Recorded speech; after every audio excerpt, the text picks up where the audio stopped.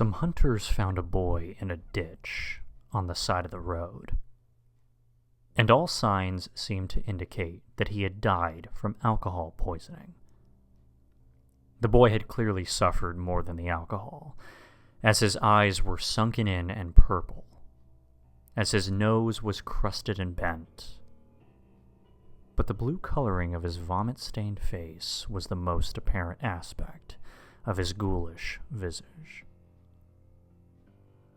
I had known the kid, Perry Till, for much of his life because I was a friend of Joseph, his father.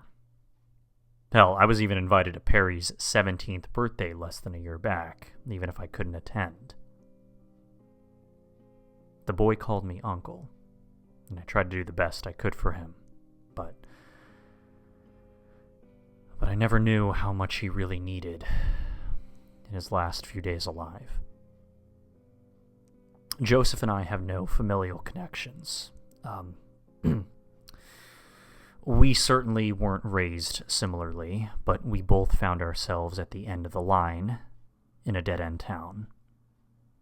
I have nothing but respect for Joseph, even after everything that's happened, as he chose to befriend me when no one else would. A single father running a failed video store.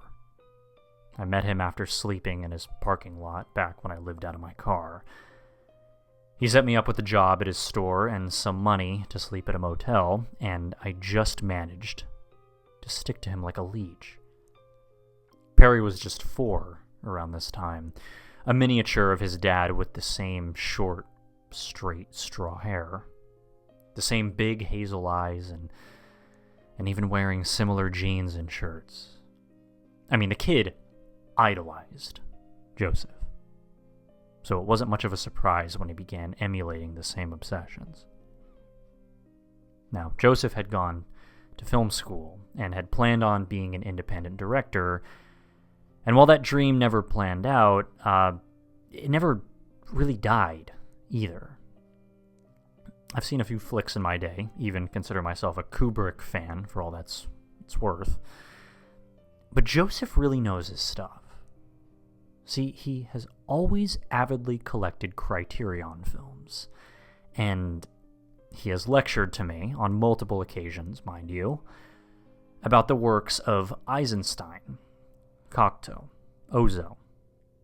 You know, he's often had me over for his own makeshift film festivals in the living-turned screening room. It was one of these get-togethers that I could first picture anything indicating something off about the family. Perry was only 12 then, yet Joseph decided to invite him for an overnight marathon of Bergman films. Perry loved it, and it didn't seem my place to protest. However, I remember vividly how my skin crawled as the woman on screen intimately described a sexual encounter with 2 prepubescent boys, while neither Perry nor his father was moved from his mesmerized state.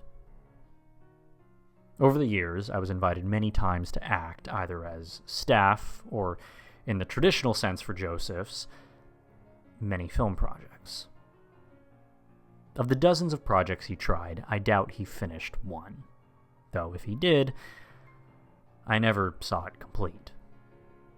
Joseph had an odd style of directing and somewhat bizarre taste, seeming a different person when his creative juices began to flow. He would stretch his non-existent budgets to the limit and, create beautiful and surreal matte paintings and miniatures. However, he would also just become distant and erratic with his actors, yelling at them if they forced another take on the limited film stock. No one else in town ever came back to him after working with him once. No one but me. I must admit to myself that it was more than just loyalty to a friend, that I've been pointlessly infatuated with this man for years now. I truly believe that he is a genius weighed down by his own shortcomings, and that he is a caring father and friend, just when he's not caught up in his own mind. When Perry started making his own films, Joseph was practically bursting with pride. I hoped that he would get along with others better than his father did. And that definitely seemed to be the case when I was invited over to the screening of his first short film.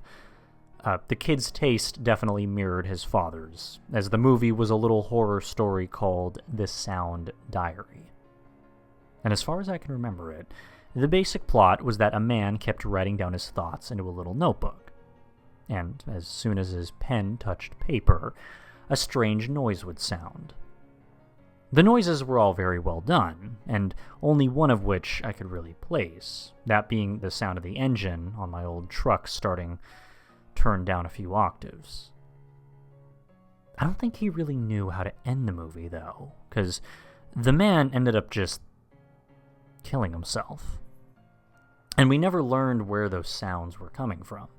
Still, such a creative film thoroughly impressed me, especially made by someone so young with such a cheap, outdated video cassette camera.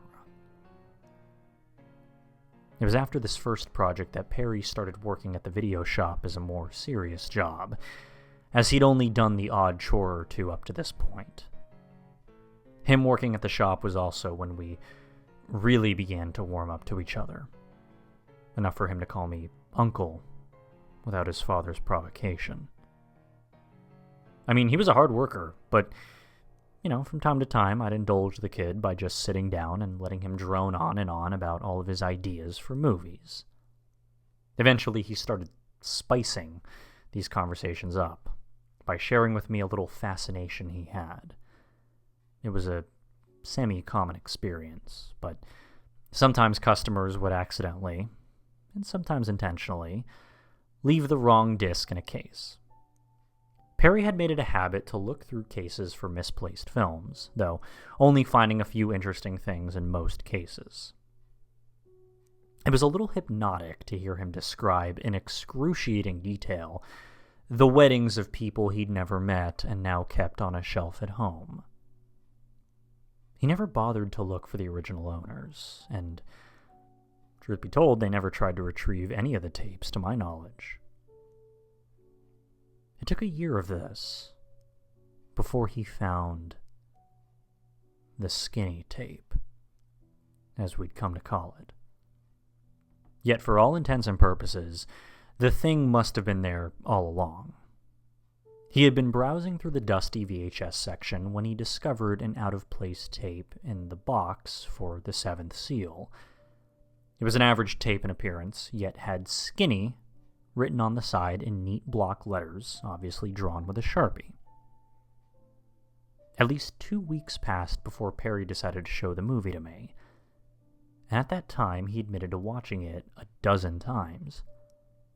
Up until then, Perry was emitting a quiet exuberance, paying little attention to his work and jotting something down in a moleskin notebook every few minutes. I asked him what was up, and he told me that he had found an amazing film that I just had to see. When we finally snuck off into the back room where we kept the VCR, I wondered aloud why he didn't show this to his father. He ignored me. He put the tape into the machine and silently stood next to me as the static dispersed. The actual footage only lasts for about 30 minutes before dissolving into static, but I could feel the time stretch. All of it is a single shot. A high angle of a bricked-off wooden doorway in someone's basement. 2 wine barrels on each side of the doorway. The scene is dark, the only source of light being a flickering lantern which is just out of frame, but you can see the shadow of the lantern on the ground next to a vague human figure. Very little visual action takes place, except for a mouse that's scurried around one barrel at about halfway through. What seemed to entice Perry, however, were the sounds that infested that dank dungeon.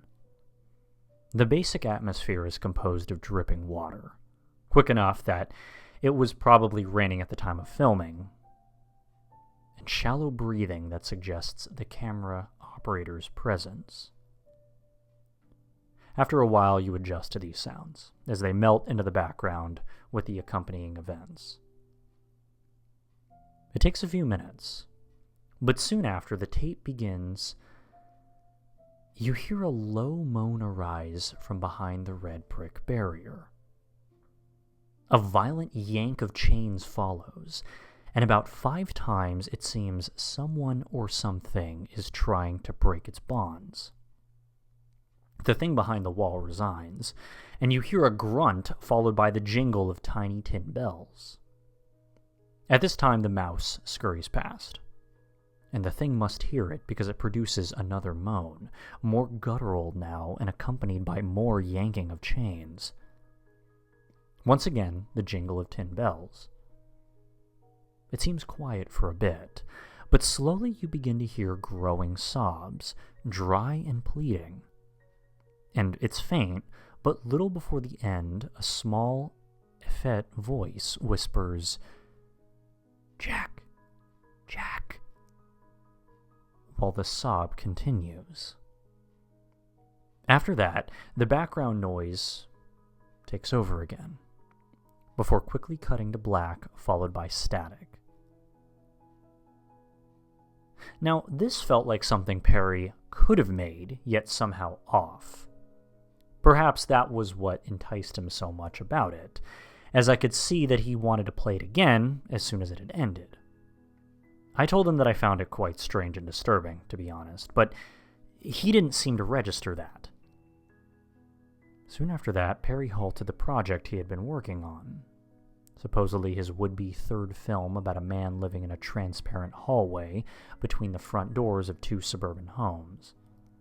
And in its stead, he began working on a new project, an adaptation of Edgar Allan Poe's The Cask of Amontillado, using the skinny footage. I told him that it was a bad idea, that the tape could be a snuff film for all he knew, but he simply dodged this advice. The kid was getting a lot more closed off now, sometimes missing school if his father was to be believed. And it was about 5 days before Perry's body was found when I went to tell Joseph. He was also very concerned about his son's shift in behavior and asked me what I knew. I responded with a question of my own, whether or not he knew of a tape with the word "skinny" on it. He was confused, but he knew his son well enough that I think he could understand some of the implications as I described the tape's contents. We sat across from each other on the sectional couch he kept in his living room, and he chewed the words a few times before finally speaking. "I know where a wine cellar is," he said. "If it's the one from the video, he could be sneaking off to the old ranch. We should both go." I followed behind Joseph in my truck as we twisted along dirt roads for about a mile. Eventually, we found ourselves in a huge overgrown field cornered on 3 sides by forest, with the road passing near a huge house that most likely used to govern a plantation. As we neared, I could see that it had been abandoned for at least as long as I had been alive. The porch on the big building sagged with rot. We got out of our cars, and from the look of his red eyes, it seemed that Joseph had been crying the whole time. He walked towards me and gave me a hug, whispering in my ear, "Thank you. Thank you for doing this for me and Perry." I almost began crying myself. However, before I could get emotional, Joseph led me around the back of the house and where the cellar entrance was. We could see that the doors were already wide open. Once Joseph laid on the gaping wooden doors, he quickly sprinted into the dark stairs that the doors opened up to. It took all I had to keep up with Joseph, because he ran like a bat out of hell. I mean, it smelled like decay in the cellar. And I imagined many of the barrels were filled with vinegar at that point. Joseph led me through the huge tomb of wine, not taking a single wrong turn until we got to our apparent destination. And sure as my mother's name is Anne, I saw the same exact location from the video, only the wall was no longer there. I clenched my teeth and fists, for I saw Joseph crumple to his knees before a mess of scrambled bricks, just a few of them piled off to the side. In the small room, the one previously walled off, were 4 rusted chain manacles, all of them broken. On the floor was what once may have been something like a jester's hat, with 3 tiny bells attached to the ends of 3 different floppy points of the hat, and a half-missing, maggot-infested rat corpse lying beside it. Neither of us ever saw Perry again after that day. And I suppose now, this would be the best time to reveal why I am writing this at all. As stated, I'm not the boy's actual uncle, so I don't have any right to disclose his life and fate to strangers. I do have a right, however, to do whatever I can to help my friend in whatever way I can. And the truth is that I don't have the slightest clue what has happened. I'm too close to it all to wrap my head around it.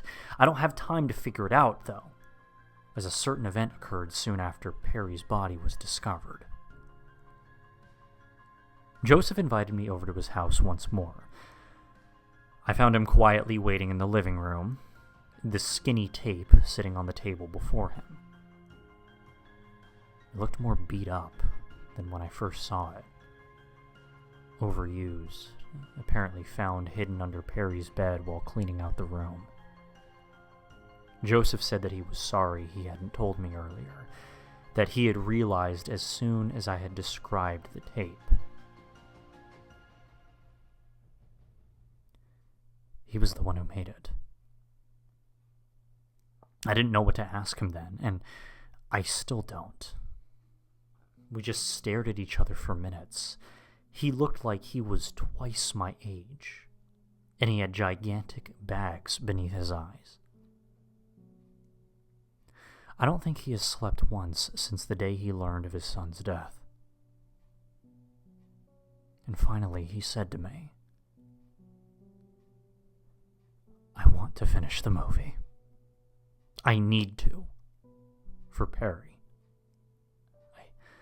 I can't do it without your help. Can you work a camera?"